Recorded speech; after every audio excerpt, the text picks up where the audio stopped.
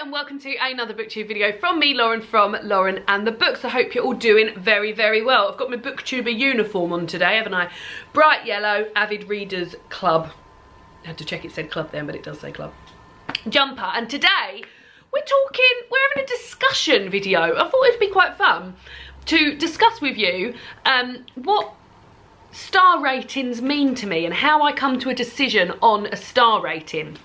Now, I've been meaning to do this video for quite some time, but what has prompted me of late to do it is that recently I read and reviewed Little Women by Louisa May Alcott. Here it is. My star ratings and my reviews are visible to you guys in 3 different places. So here on YouTube, normally at the end of the month, but also sometimes midway through the month, I will do a reading wrap up where I talk about books that I've read and give them a review. And more often than not I would mention a star rating out of 5.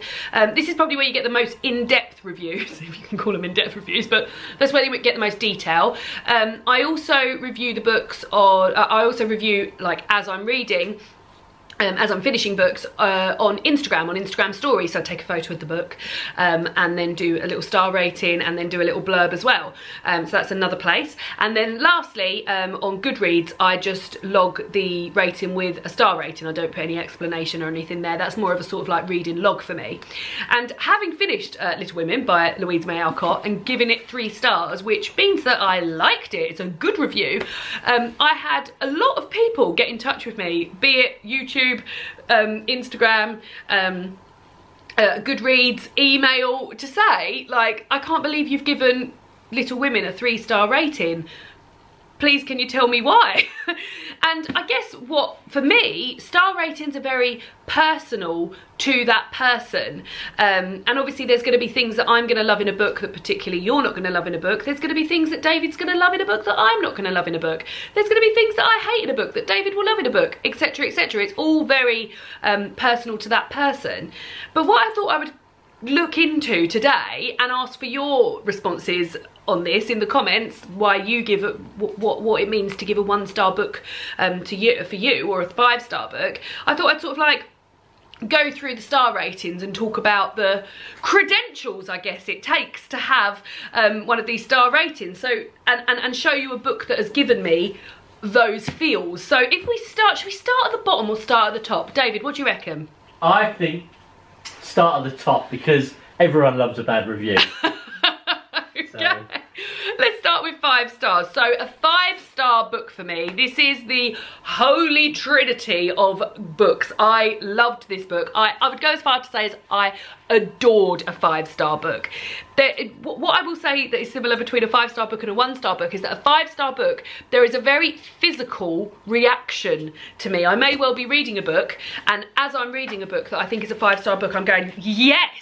And punch in the air and a big smile on my face, and like, oh, sometimes I'll hug the book and things like that. So yeah, there's a very, very physical reaction when I'm enjoying a book so much. Also, these books, as I say, evoke sort of physical reactions, but they also evoke emotional responses from me. Be that happiness, nostalgia, sadness. I can still feel sad at a book and give it 5 stars. And yeah, so it's just going to evoke an emotion, a strong emotional response. And also I've got to know when I'm reading it that it's going to stay with me, that this is a special book. I'm not getting emotional about the book, I've got something in my eye. That this is a special book that is going to be going to stay with me for a long time, and at the drop of the hat, I would not necessarily, like, I'm going to go and recommend it to everybody, because like I said, I think it's a very personal thing. But yeah, it's definitely something that stays with me. Something else I will say that I would give a 5-star book to, and this sort of maybe is more about non-fiction, although I can still have those emotional and physical responses to a non-fiction book. But if a non-fiction book has made a difficult topic very digestible to me, or very understandable, and broken it down into bits which are literally speaking to me, then that book warrants a 5 stars for me. And the one I'm thinking about now is Natives by Akala, which is a book that I've read this year, and I gave 5 stars to. I thought it was absolutely fantastic. But And also, this is so I thought I'd pick a book of from each of these star ratings to show you. And actually, me talking about a non-fiction book there, the book I've actually picked is a non-fiction book, and this is Hungry by Grace Dent. And this is a memoir of Grace's, and it's told through food. Grace is a journalist and a restaurant critic from the UK, and this is her her memoir of her life growing up in the north of England, and her relationship with her family, talking about food from like when she was younger, and then moving to London and her life there. And yeah, there was just so much food nostalgia, not just food nostalgia, like it really reminded me of like going to the working men's club with my granddad and having an appetizer and a corned beef roll. Like there was just, there was so much emotion, like, and nostalgia for this book for me, and the whole way through I was just like eating it up. Now Grace's dad towards the end of the book gets dementia, and this bit, that was some of the saddest stuff that I've ever read, and as I was reading it at the ending I was absolutely in bits crying. But this book has just stayed with me so much. And another thing that I'll say about 5-star books, and probably 4-star books as well, is that I finish the book and I think, yeah, I could read that again. And maybe not right then, but soon. So yeah, this is an example of a 5-star book for me, and I really, really loved it. So 4-star books. So 4-star books, there's little in a 4-star and a 5-star book for me. I still really liked and potentially even loved 4-star books, but I don't think they evoked those sort of physical and emotional reactions from me. So there would be less cheering and more sort of like, bloody hell, that was a really, really, really good book. I also think when I'm reading it, I think, oh, is this gonna stay with me? So if I'm reading a book and really, really enjoying it, and then thinking, is this going to stay with me, I'll give it a 4-star. Now, what I will say is that this is probably the star rating that changes the most. So if I give something a 4 stars, when I come back to, so say like I've just finished the book, I've given it a 4 stars, and I've reviewed it on Instagram, then when I come to do my review at the end of the month on YouTube, I'll think, bloody hell, I haven't stopped thinking about that 4-star book, I'm going to up that to a 5-star. So this is the star ratings that change the most for me. But yeah, 4-star rating is bloody wonderful, and yeah, informative books, like books that have themes that I love and things like that, they're all going to get 4 stars. And an example I've got of that is Tiari Jones's Silver Sparrow, which is a book I read last year, which is a fiction book about a man who has 2 different families. One family which is his secret family, who know about his original family. He's got a wife and a daughter with one family, and then he's got another wife and a daughter with another family in another family. And yeah, I really loved this, told from the different perspectives of the daughters, thought it was fantastic. But maybe the ending wrapped up a little bit too quickly for me, and it's that sort of like level of, oh, if the ending just hadn't wrapped up as quick as that, maybe it would have been a 5-star. But yeah, a brilliant, brilliant book, one that I really, really, really loved. Then we're on to the 3-star books, which is the star rating that seems to trouble people as much. So somebody getting in touch with me and saying, I can't believe you've given Little Women 3 stars, that's my favourite book, I can't believe, or like, and all the things you've said in your review, you've point towards you liking the book. And yes, I do like the book, because a 3-star review for me means I liked this book. It's a good review for me. I would never scathingly give something a 3-star. I think a 3-star review is a really, really, really good review. And it for me, like, this will be that it was an enjoyable experience, but there were aspects of the books that didn't quite click with me, or it will be that I was disappointed by an aspect of the book but really liked the rest of it. So the main feeling for a 3-star book is that I really liked it. In the case of Little Women, is that I had a really, really enjoyable reading experience with reading Little Women. Again, nostalgia, coziness, these sort of like lovely emotional feelings, but there were parts of this book that sort of took me away from it. There was a lot in there about God, and I'm an atheist, so that was sort of gonna, every time I read that, it was sort of like a jolt for me, and would think, oh well, I'm not enjoying this as much anymore.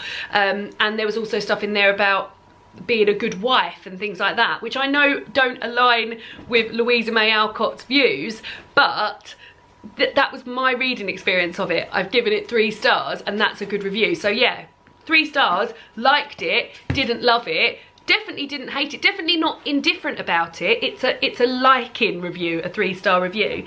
Then on to 2 stars. So 2 stars is more of a sort of indifferent. It was fine review.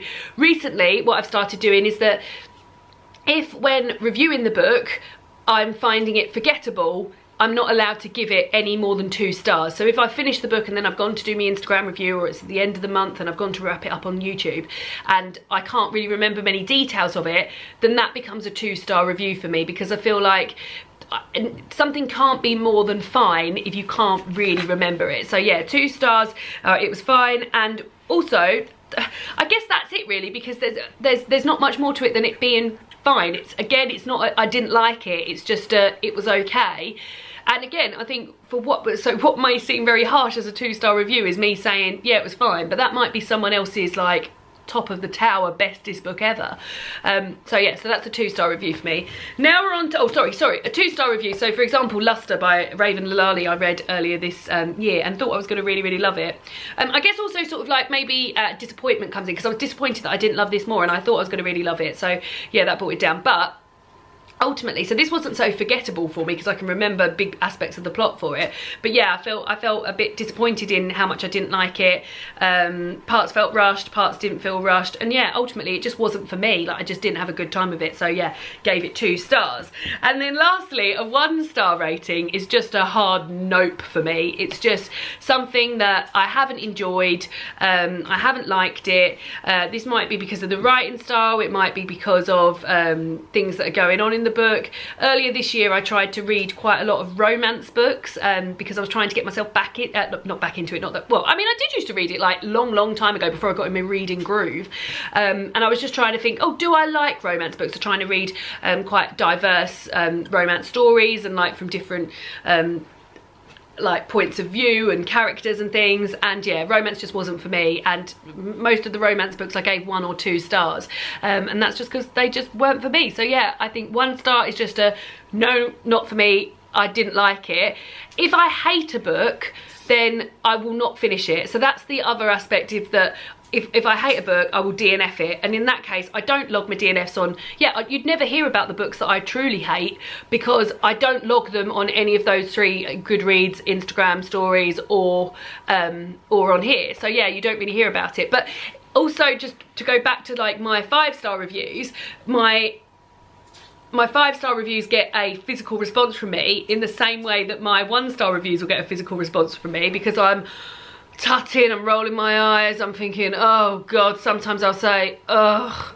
So yeah, so it just goes to show that both ends of the spectrum, same sort of, like, same type of reaction, but just very different reactions. So yeah, that is a sort of like look into what it takes to get, oh sorry, I should have said, so a 1-star book. So I've just finished a book called Asking for a Friend by Andy Osho, which is a book about, it was sort of plugged to me. Well, I saw Andy Osho being interviewed on Graham Norton show, and I thought, and she was talking about the book she'd written, and I thought, that sounds amazing. It's a book about 3 friends, all of them in different sort of creative, they're always in creative jobs, but like jobs that sounded interesting to me, an actress working in publishing.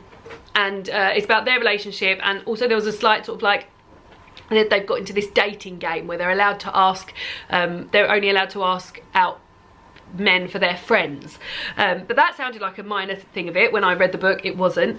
Also, what I do find about female friendship books, and please give me some examples of books which have female friendships in which are lovely, like the way these women treat each other are disgusting. Like the things they were saying to each other, and like at one point someone was trying to sue another one, and yeah, it just did not do it for me. I didn't like the romance in it. I didn't like the representation of female friendship, because I've read books which are supposedly about female friendship, and they're not like any female friendships I've ever had.